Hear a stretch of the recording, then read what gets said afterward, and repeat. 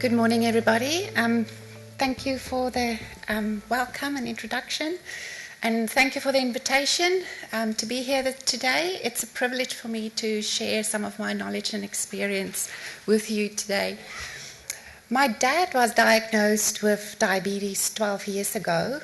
At that time, he had a fasting glucose level of 28. Yes.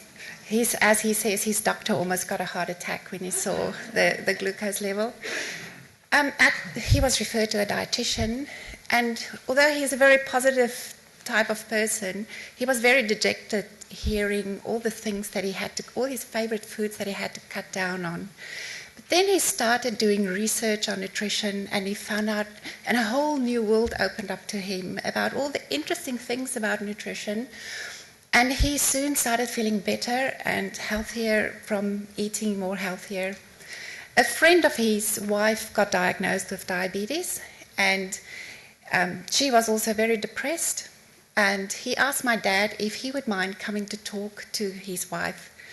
And my dad said yes. And my dad said he didn't know what he was going to say to her, but when he was introduced to her, he said to her, "Congratulations, you are now also a diabetic." And she was a bit puzzled and surprised by this statement. And my dad then explained to her how interesting her life is now going to become, because she's going to learn about nutrition and all the interesting things about nutrition. 2 weeks later, my dad saw his friend and he said, "She's lost 2 kilograms and she's a happy diabetic." And that's how my dad sees himself, as a happy diabetic. And so I want to congratulate you all, sacrificing your Saturday to come here. I'm sure you are all either a happy diabetic or on the path of becoming a happy diabetic.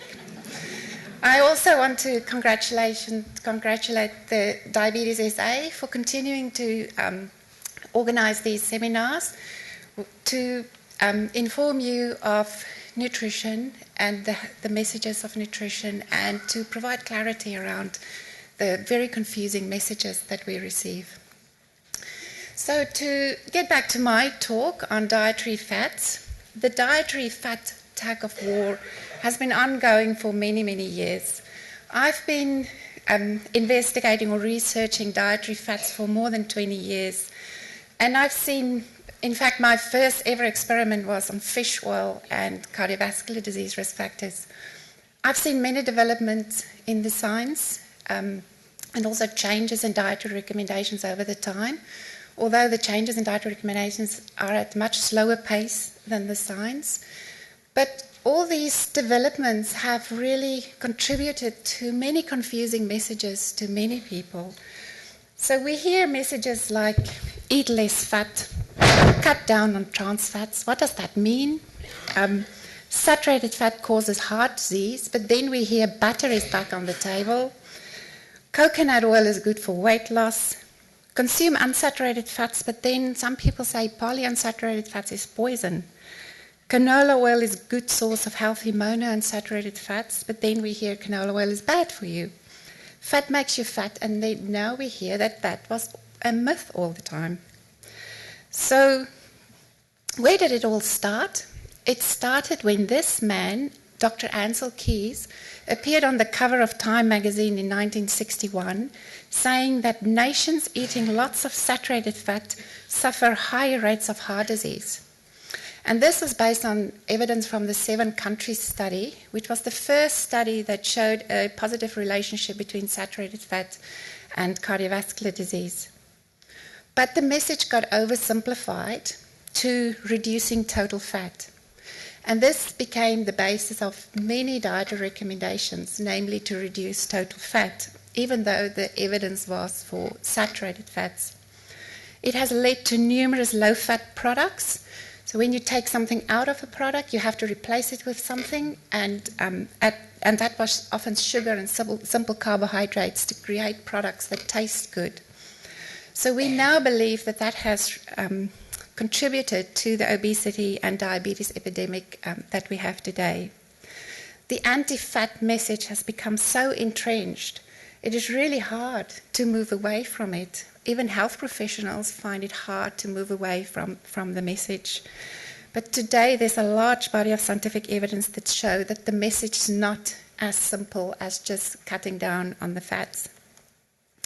So the aim of my presentation today is to provide some clarity around the fat debate based on the scientific evidence, and to make food-based recommendations or key messages for dietary fat intake. So if you lose me along the way, at the end of my presentation I have 14 key messages where I will summarize everything that I've said. So what am I going to look at? We're going to look at, do we need fat in our diet? What are the different fatty acids and sources? Does eating fat make you fat? How does our body respond to dietary high-fat meals? And when you add other nutrients, what is the effect of that? The saturated fat debate. What does the evidence say? Is butter back on the table? What about coconut oil? Low-fat versus whole-fat dairy? Should we worry about trans fats in Australia? I'm going to look at the monounsaturated fats and their health benefits, olive oil, avocados and nuts. I will look at the polyunsaturated fatty acids and their health effects, specifically omega-6 and omega-3. Dietary cholesterol. Is it okay to eat eggs? What about plant sterols?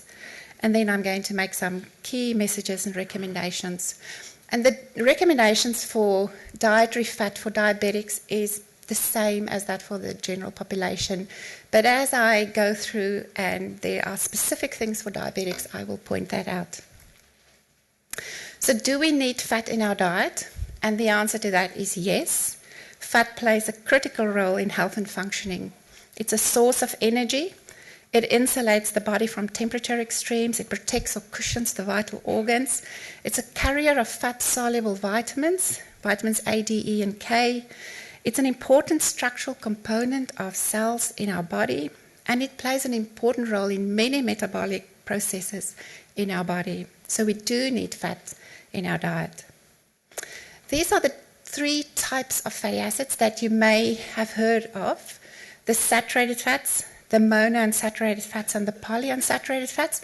And to make it easier on myself, I'm just going to talk about MUFAs and PUFAs, if that is okay. So the main difference between the different types of fatty acids is the chemical structure. So saturated fats has got a straight structure and no double bonds. MUFAs has got one double bond, and you'll see its structure is kinked. Polyunsaturated fats has got many double bonds, as the name says, poly, many, and its structure is even more kinked. So the number of double bonds is an indication of the saturation level of the fats, and saturated fats are, provide some solidity to the fat source, like butter is solid, whereas the unsaturated fats are liquid form. Now, sources of saturated fats are animal products like meats, dairy, and some vegetable sources like coconut oil. Monounsaturated fats include margarine made with monounsaturated fats, olive oil, olives, avocado. Most of the nuts is high in MUFAs, canola oil, and rice bran oil. PUFA sources include walnuts, salmon, margarine made with PUFA sources, sunflower oil, seeds like sunflower seeds, linseed and pumpkin seeds, as well as chia seeds. I've got rice bran oil there as well because it's got about 50-50 amount of MUFAs and PUFAs, soybean oil and grapeseed oil. It's important to remember that fat sources are mixtures of dietary fat. So although we think of meat as a saturated fat source, it actually contains half of the fat is from monounsaturated fats. So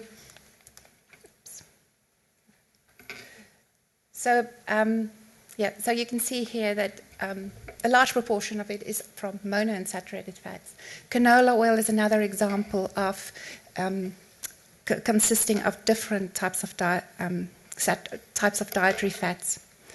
Not all saturated fats are equal. They differ in the way that they are digested, absorbed, and metabolized, and their functional effects in the body, but we'll see a bit more of this later in the talk. And not all polyunsaturated fats are equal. They differ in their metabolic effects. Does fat make you fat?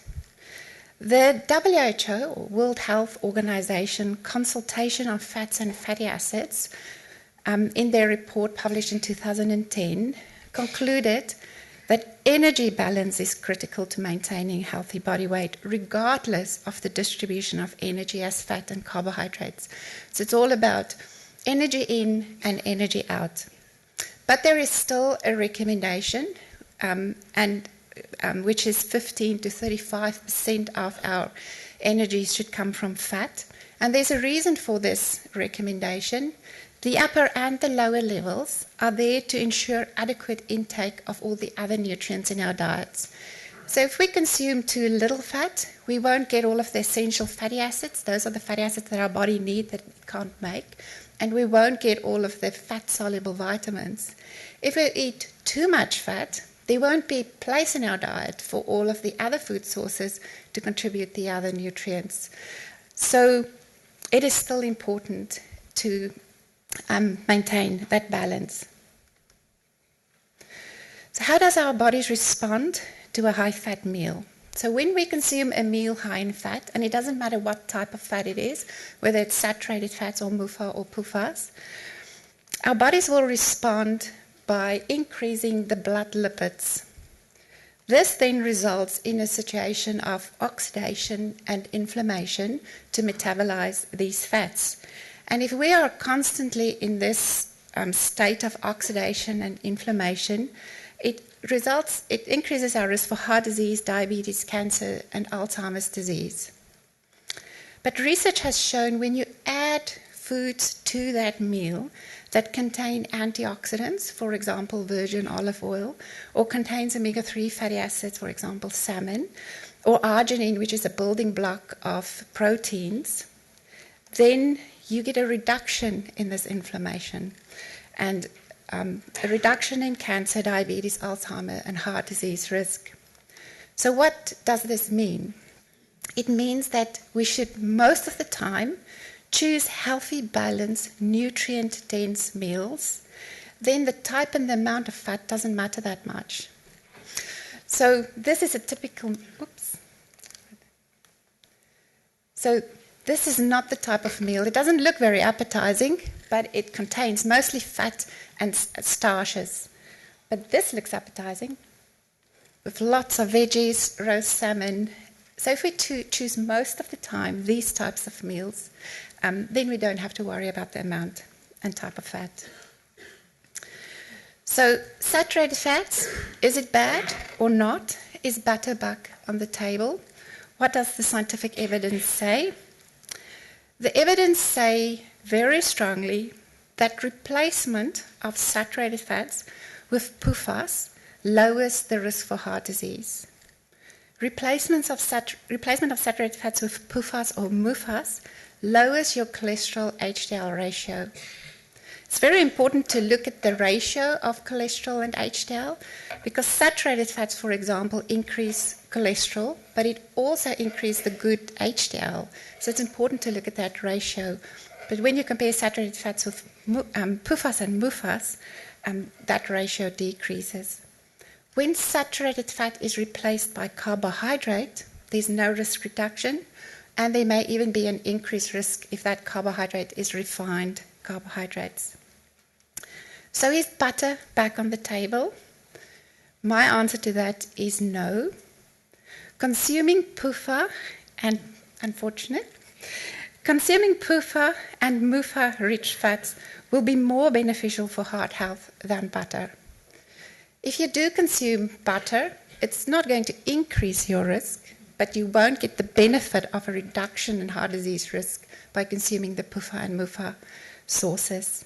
So consuming butter now and then for a special occasion is fine, but you'll get most benefit by replacing it most of the times with PUFA and MUFA-rich fats. What about coconut oil? Coconut oil is high in saturated fats. 82% of the fat is saturated fats.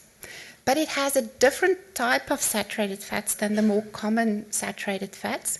We call this medium chain fatty acids. And they specifically have the C8, the C10, and the C12 medium chain fatty acids. And you'll see the C12 is particularly high in coconut oil. That's the lauric acid.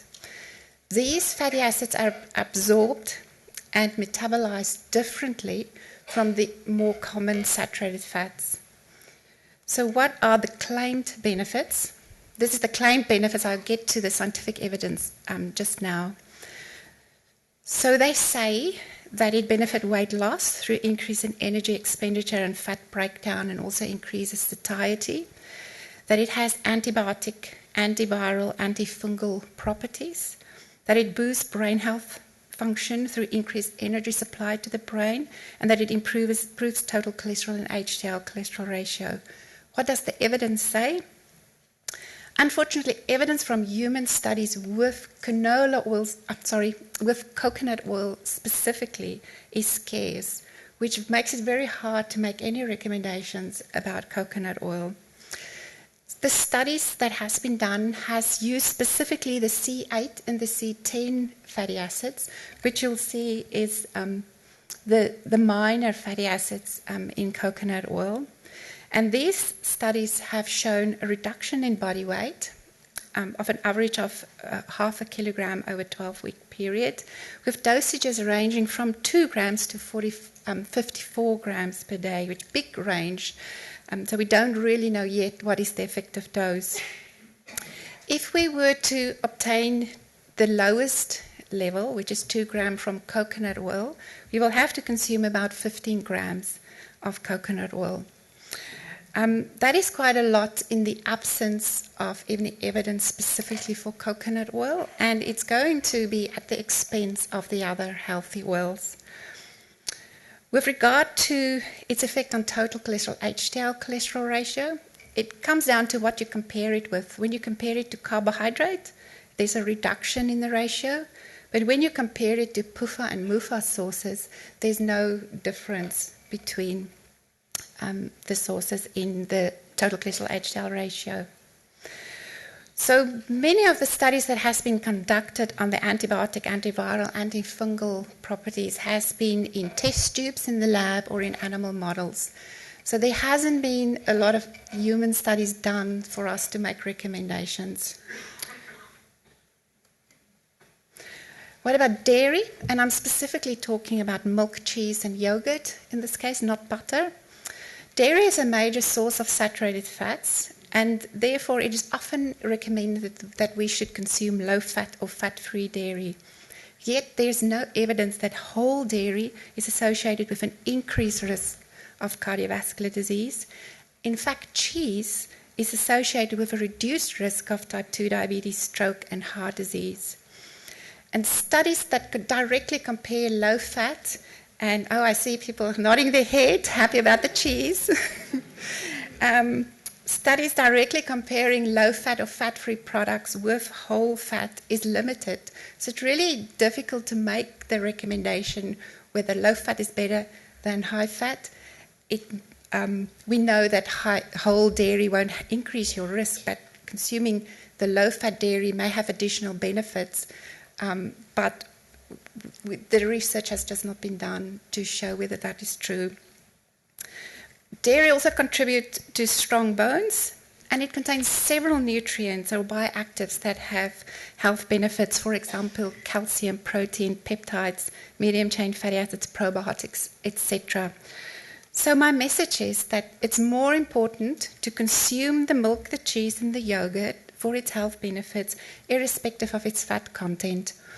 But guidelines, the Australian Dietary Guidelines, the Heart Foundation Guidelines still recommends consuming low-fat sources. And I think it is probably better to take a cautious approach while we're waiting for that evidence that directly compares the low-fat and the high-fat sources. But if you absolutely hate the low-fat or fat-free, better to consume the dairy than not at all. What about trans fatty acids? Do we have to worry about that in Australia? There are two different types of trans fats. The first is the natural trans fats that we find in milk and meat from ruminant animals. The second is the manufactured trans fats, which is produced by a chemical process called partial hydrogenation. This process was introduced in the early 20th century as a means to convert the liquid unsaturated fats to more spreadable fats for applications such as margarines or shortenings or for frying. At that time, it was unknown that these fatty acids had any detrimental effects, and it was only until the 1990s that research reports were published that they increase cholesterol, they reduce the healthy HDL cholesterol, they increase triglycerides, and they are associated with increased risk for heart disease. So today, there's a strong scientific evidence that hydrogenated trans fats increase heart disease risk. And the US Food and Drug Administration announced last year that hydrogenated oils are no longer generally recognized as safe, and it should be eliminated from the food supply.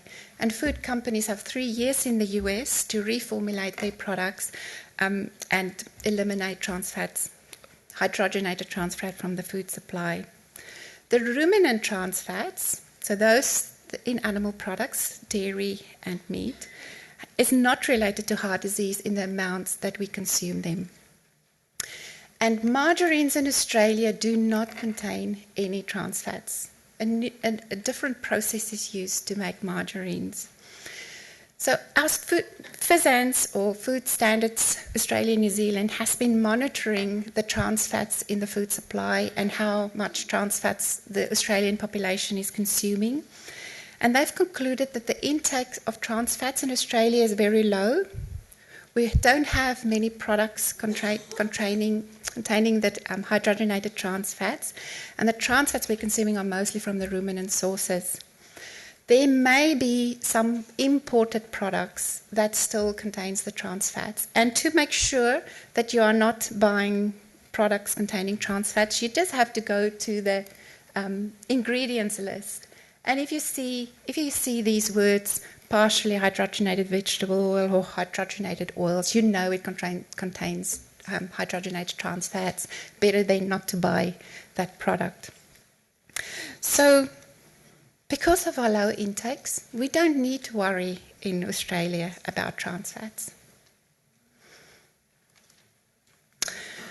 So, looking at the MUFAs, the Mediterranean diet is high in fats, containing more than 40% of its total energy as fats, and especially high in olive oil and nuts, which has been associated with a reduced heart disease risk. MUFAs increase HDL, it reduces LDL cholesterol, it improves glucose control, it improves blood pressure, and most benefits will be obtained by choosing the minimally processed oils, for example, the virgin olive oil, because these oils still contains the polyphenols that's found in the olive or in the avocado, which is an antioxidant, but also have hypoglycemic, hypercholesterolemic effects. So just look, and then when you see on the label pure or light, it doesn't mean that it's lower in fat. It only means that it's refined, so it's stripped from the polyphenols.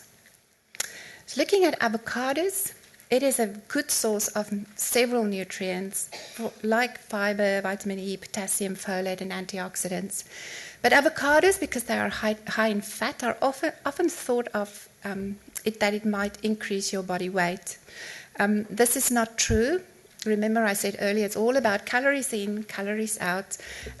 So it has been shown in weight loss studies that when avocado is part of an energy-restricted diet, it results in the same weight loss as the control diet. Nuts on the menu. I saw some nuts outside. Should all make sure you grab a packet of nuts. They are nutrient dense. They contain several nutrients: mufas, pufas, fiber, arginine, which is the protein building block that makes our blood vessels more flexible. Folate, vitamin E, magnesium, potassium, plant sterols, selenium, polyphenols. It reduces the risk of heart disease, type 2 diabetes and hypertension. It reduces cholesterol. It reduces triglycerides in individuals with high levels, for example, type 2 diabetics. It improves glucose control. It keeps the blood vessels more elastic. It reduces inflammation. Some emerging evidence shows that it even improves cognitive performance, and it improves the overall quality of the diet. And this is really with all of the nuts. So even peanuts, which is strictly not a nut, it's a legume, but all of these nuts have this benefit. And each of these nuts have some unique property or component. So I think for most benefit, you can, if you consume mixed nuts, you will get a greater variety of all the nutrients. But I find nuts sometimes very expensive. And then I go for the peanuts. That's fine. But nuts are high in fat. Will that contribute to weight gain? So actually research show that nut eaters tend to weigh less and are less likely to gain weight over time than non-nut eaters. Nut contributes to weight loss when it's part of an energy-controlled diet. And the contribution of nuts to weight gain is less than predicted based on his energy intake. But how does this work? Nuts has been shown to increase satiety. So it means when you consume nuts, you eat less at your subsequent meal. And this is because it's high in fat, fiber, and protein, and it requires substantial oral processing when you chew it. So the mechanical process of chewing the nuts sends the messages to the brain and activates the satiety systems. Fewer kilojoules from nuts are actually absorbed. Some of the energy, and particularly the fat, is trapped in the fibrous structure of the nuts, and they have shown increased fat in feces after nut consumption. Nuts contains components that increase energy expenditure, and it's more palatable and enjoyable. So if nuts is part of your diet, you are more likely to stick to that diet. So it's a myth that nuts causes weight gain. The recommendation is to include a serving of nuts every day. A serving is a handful, 30 grams. It's tree nuts or peanuts as part of a healthy diet. You can consume it at any time of the day, but it's better to consume it before dinner if you want to get that benefit of eating less at the subsequent meal. It's better if you replace the nuts with an unhealthy snack. Consume a variety or mixed nuts. Consume it unprocessed and unpeeled. So most of the polyphenols, so the healthy antioxidants, is in the skin, the soft skin of the nut. So you'll get more benefit if you consume the nuts that's unpeeled. Consume nuts that have no added salt and or fat. Many of nuts that is roasted with extra oil. So it's better, so make sure that you check the ingredient list to see if there's any extra fat added to that. Nuts can be roasted at low or medium heat. Store in a cool, dry place. Storing in the fridge or freezer extends the shelf life, especially of walnuts. Have any of you noticed that walnuts go rancid much more quicker than other nuts? And it's because it's high in the polyunsaturated fats. It's got many double bonds, which makes it more vulnerable to oxidation. So keep your nuts in the fridge so it lasts longer. So polyunsaturated fats are essential fatty acids. That means our body needs it, but our bodies can't synthesize it. So we have to obtain them through the diet. Now, it's not very difficult to obtain the amounts we need to prevent deficiency, and most of you will consume enough polyunsaturated fats to meet that requirement. As we've heard before, polyunsaturated fats reduce the risk of heart disease, and it reduces cholesterol. Now, the PUFAs can be divided into the omega-6 and the omega-3 PUFAs.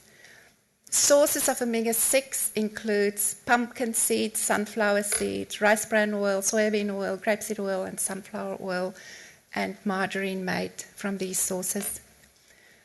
The omega-3s are then further categorized into alpha-linolenic acid, or in short ALA,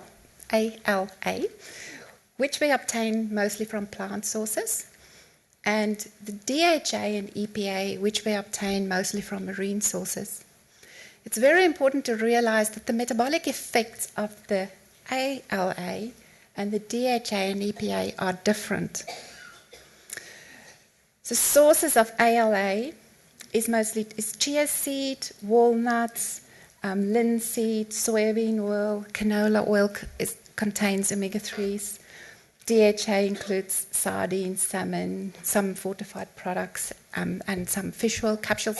I will talk about the sources a bit more. So most of the research to date has been done on the EPA and DHA, and there hasn't been much research showing an independent effect of the ALA. It doesn't mean ALA is not important, because it forms part of that PUFA amount that we have to consume for heart health benefits. So it's important to consume them in the diet. But EPA and DHA, they are special. They've got many more health benefits, and we have to make sure that we include these in our diets. Just looking at the PUFAs, the WHO, or World Health Organization, recommends that we consume 6 to 11% of our total energy as PUFAs. 6% is the minimum we need to lower the LDL cholesterol and the risk for heart disease. 11% is the maximum to prevent oxidation. So PUFAs, remember, has got lots of double bonds, which makes them more vulnerable to oxidation. So too much of a good thing is never a good thing. But we have to put this in context of how much we are actually consuming. So this is data from the latest Australian Health Survey. And as you will see, our median intakes is only 5%. So 50% of the population is consuming levels below the minimum level that's required to have the cholesterol and heart disease benefit. And this line, that is the 95th percentile and the 5th percentile. Only about 25% of the Australian population is achieving more than the minimum level of 6%. And we're way far from the upper level of 11%. So our main problem is not that we are consuming too much. Our problem is that we're consuming not enough. So the majority of the Australian population is not consuming the minimum amount needed for cholesterol reduction and heart disease risk reduction, and we're not even close to the maximum level. So we don't need to worry about consuming too much PUFAs. Now, my favorite topic, the omega-3 fatty acids, particularly the EPA and DHA from marine sources. They have many health benefits. Omega-3s, these fatty acids are found in almost every cell in our bodies, affecting almost every metabolic process in our bodies. And it's the one nutrient that does not affect glucose levels, but it affects many other conditions that's relevant for diabetics. Heart health, it reduces triglycerides, which is important for diabetics. It reduces blood pressure. It's important, it improves fatty liver. It improves mental health, brain development, cognitive performance, retinal development, and eye health. Bone health, muscle strength, sperm health, joint health, inflammation, and it contributes to a healthy body weight. Many health benefits, many reasons for consuming or including EPA and DHA in our diets. So the human body can convert from the ALL, can convert EPA and DHA, but our bodies are very limited in doing that. So the best way to obtain our omega-3s is not through this pathway, but by consuming them directly. And the best way is to achieve them through eating fish. And remember, fish contains a lot of other nutrients that's also good for health. So what are the recommendations? 250 to 500 milligrams of EPA plus DHA per day. We can obtain this by consuming 2 to 3 serves of fish or seafood per week. Or a lot of people don't like fish or don't eat fish, and so fish oil capsules is another option to obtain the omega-3 intake. There are some fortified sources, although I find that they're not many. Bread, milk, eggs, yogurts. I've got eggs twice. So we can also obtain it from fortified sources. It is important to note that some products claim omega-3 but do not contain EPA and DHA. So products, for example, that's high in omega-3 because it's high in linseeds, they can make a claim that it's high in omega-3, and there's nothing wrong with that product. As I said before, we need to consume the ALAs for our PUFA intake. But you should not think you're consuming EPA and DHA when it's in fact ALA. And the best way to check is to read the nutrition label. If a claim is made that it contains omega-3, they have to provide the amount of omega-3 on the label, and you can see whether it contains EPA or DHA. I will often get the question, what is better, to get the omega-3s from capsules or from consuming fish? And we've done a study where we've compared 2 portions of salmon per week with daily dosages of salmon oil capsules, and we showed that both of those increase the omega-3 in the blood equally. So you can obtain your omega-3 from either of those sources. Vegetarians or vegans is a bit of a challenge. There's not many sources for them. The algal oil capsules is not available in Australia yet. And there may be some products that's enriched with algal oil that will contain EPA and DHA, but there's not many, unfortunately. Hopefully in future we will have some plant-based DHA and EPA sources. For more information, you can go to the Omega-3 Centre or the Heart Foundation.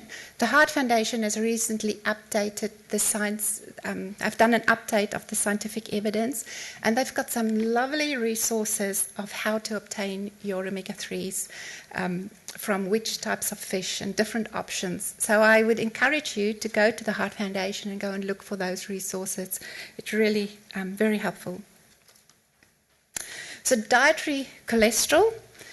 The WHO concluded at their last expert consultation on fats and fatty acids that there is a lack of convincing evidence to limit dietary cholesterol. So the dietary recommendation of 300 milligrams of cholesterol is gone. A study conducted at CSIRO, and Manny Noakes presented this study last year at the seminar, so I'll just quickly touch on it. It was a study conducted in type 2 diabetics. They consumed 2 eggs per day, so 14 eggs per week, for 12 weeks as part of a high-protein, energy-restricted diet. The diet contained almost 600 milligrams of cholesterol. This is the control diet that contained 200 milligrams. And they showed similar improvements in body weight, glucose control, cholesterol, and blood pressure in the group that consumed the eggs compared to the control group. So eggs is an affordable, easy-to-prepare source of protein and several other nutrients. And the recommendations say that we can consume up to 7 eggs per week as part of a healthy diet.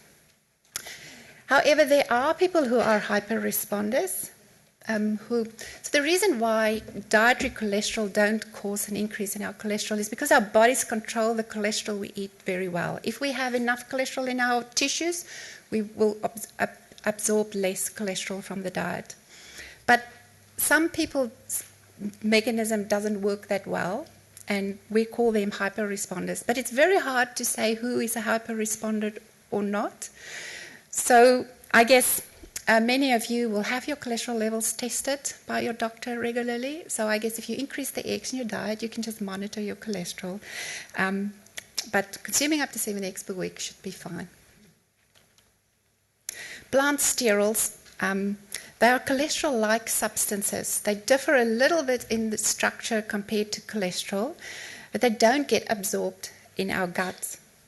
They occur in small amounts in grains, vegetables, fruits, legumes, nuts, and seeds, and our diet provides around 200 to 400 milligrams per day. But larger amounts in fortified products, for example, spreads, milk, and yogurt, can reduce LDL cholesterol with 10%.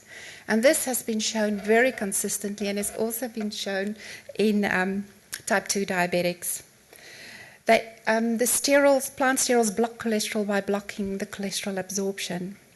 We are currently looking at there's currently a study at CSIRO underway looking at the effect of plant sterols on triglycerides.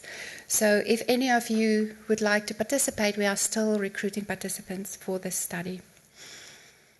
So the recommendations for plant sterols: for it to be effective, you have to consume 2 grams of plant sterols per day, and you can consume this in about 20 grams of fortified margarine as part of a healthy diet. But there are different sources. We now also get some fortified milks. So the important thing is to go and look at the information panel and see how much you need to consume to get 2 grams per day of plant sterols. If you consume lower amounts or you consume it infrequently, it may not be effective. It's like a medicine. You have to consume it every day for it to be effective. I've seen many people having plant sterols in the fridge, but they only use it now and then, and that's not going to work. Target the individuals in the household with high cholesterol. So it's not, the plant sterol margarine is not for everybody in the family. It's for those of the high cholesterol, but it is quite expensive. The effect is additive to that of lipid-lowering medication, and the effect is complementary and synergistic to fish oil. So my key messages, almost done. So first one, we need fat in our diets. Fat plays a critical role in health and functioning. Fat does not make fat. Energy and nutrient balance is more critical.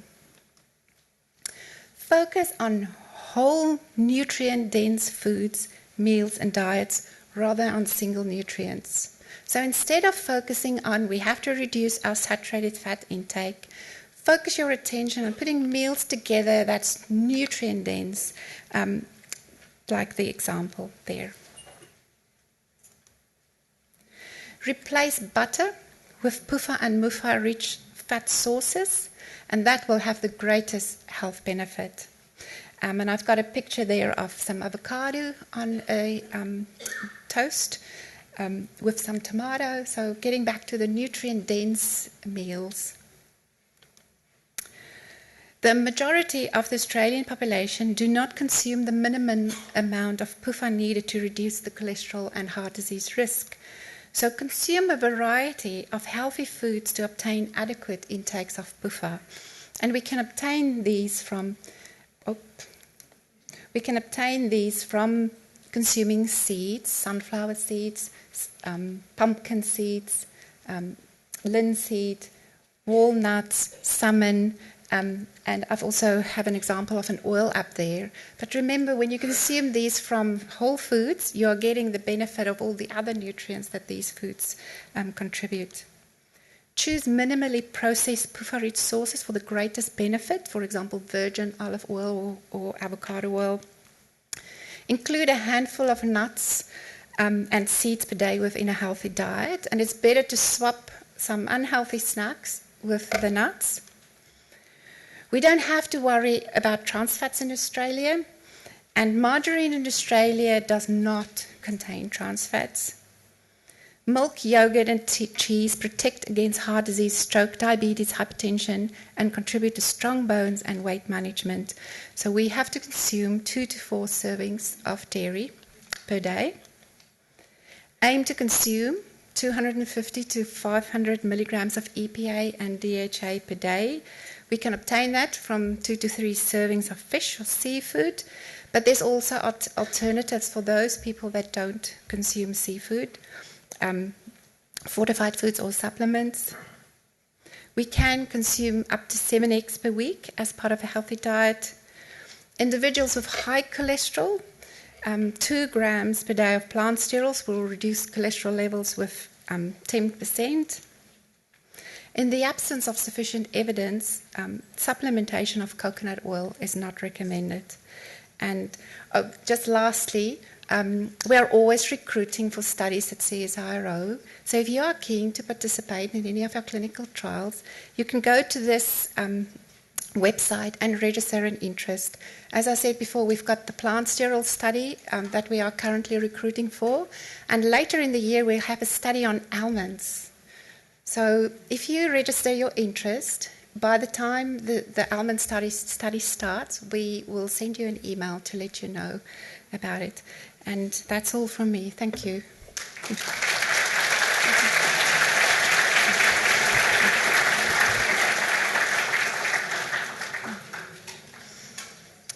So I guess time for questions. Yeah. Is there a microphone? Yeah.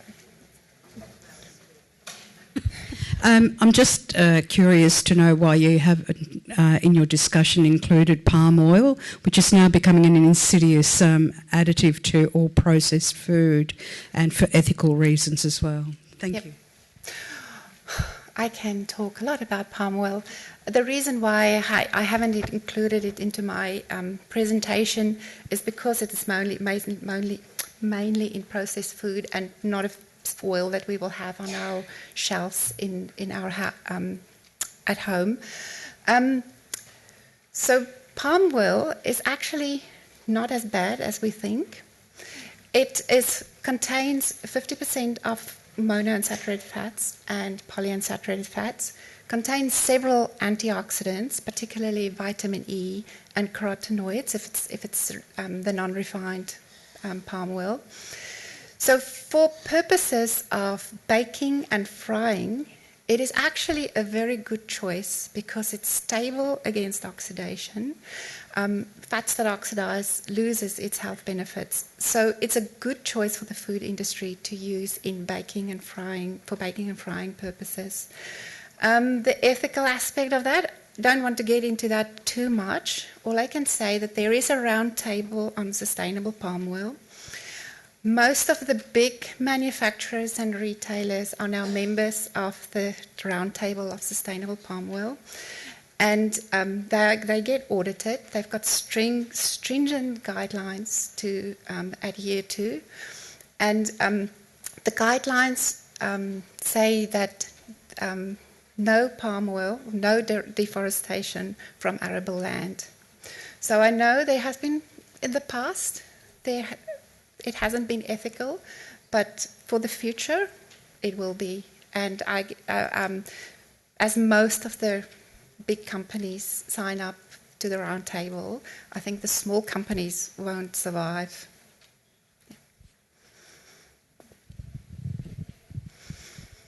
In relation, you mentioned that polyunsaturated. Where are? Sorry. Oh. You mentioned that polyunsaturated fatty acids are inherently unstable and will incline towards rancidity over a period of time. Given that there are a lot of foods, nuts, cooking oils, and baked products sitting around people's cupboards, also sold expired in discount stores, what's the evidence about the health risks of eating rancid oils? Yeah, so PFAS that has gone rancid has lost its health benefits. So that's so I would be careful to consume PFAS sources that's gone over their expiry date, and we have to look after the food sources. You will quickly taste when walnuts, for example, goes rancid, and you probably not eat it because it's not nice tasting. But yes, if it goes rancid, it loses its health benefits. So we have to look at how we store it. Don't eat it if it tastes off. Yeah. Mm-hmm. As far as consumption of cheeses, does that include all the range of cheeses, the soft ones and the smelly ones and all that? The blue veins and... Yeah. So the evidence that's available has not distinguished between all the different cheeses. So the evidence is based on all cheeses. So 40 grams of cheese is a serving. And I think the recommendations say you can eat 2 to 3 times a week. You can eat cheese. Yep.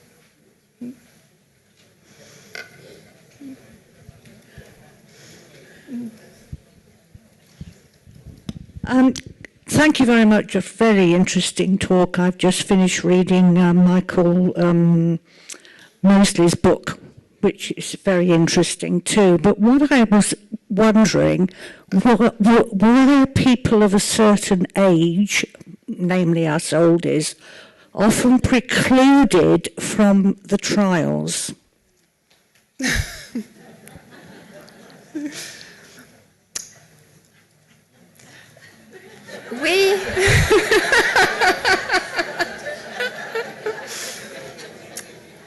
As far as I'm aware, we have lots of oldies in our trials. I think we often put the upper level at around 75. So it's sorry, but yeah. Every trial, depending on what your research question is, will determine what type of population you will look at. And a lot of things change in as you get older. So I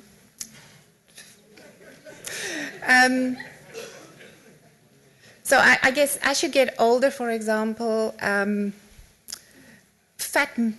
losing weight becomes less important, but building muscle becomes more important. So there are things metabolic things that's different in the older adults. And that's what, depending on your research question, you need to, have certain eligibility criteria. And you have to think of these differences in your population. Yeah.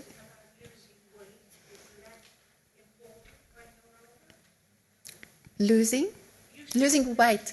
Well, in the older adults, weight loss becomes a problem. So because the weight loss is accompanied by a loss in the muscle mass. So it becomes more of a challenge in the older people to build the muscle mass. And we don't want to lose weight, and then that weight is mostly muscle mass.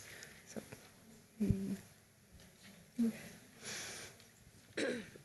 with the margarines that you've brought up Medalee omega-3, and with the other like Stork or Medalee where they're salt reduced or things like, are they as good, or do you prefer the omega-3 ones, or olive oil margarines are far better?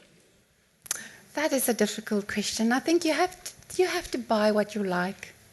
I think there's so many choices, it's hard to say which is the best. If you ask me, what do I have in my cupboard? I have some virgin olive oil. I have some rice bran oil because I like the taste of it, but it could have been canola oil. I have a little bit of butter that I eat on occasion, and I've got some Flora margarine. But it really doesn't matter that much as long as you eat those unsaturated sources. And we have, as I said, we have to increase our PUFA intakes, whether that's, from the ALL omega-3 or from the linoleic acid. I think it's just important to increase our PUFAs. I've been told that some oils, when heated, become toxic. Sorry, where is it? Oh, yeah. Okay. Some oils, when heated, become toxic, and therefore coconut oil was recommended. Can you just clarify that for me? Is olive oil okay to heat for frying, or is there something that is better? Yeah. Well, it's better to fry not as often, but a more stable oils would be, olive oil would be fine, not the virgin one, the more refined one. So monounsaturated fats are more stable, and never heat it too, don't overheat the oil would be an important as well. Hi, just over here. I was just wondering, now, for those that are on budgets and has large families like myself, Yes. I'm always after bargains. Now, what's the difference between, say, Woolworths brand canola and your omega-3 canolas? I look at the sides of them. There's no and the difference. margarine, so There's it's no, okay. There's no difference. Canola oil contains omega-3s. Some manufacturers choose to put it on the label and others don't. So it doesn't matter which canola oil you buy. It will contain omega-3. Yes, if it's made with canola oil. Yep.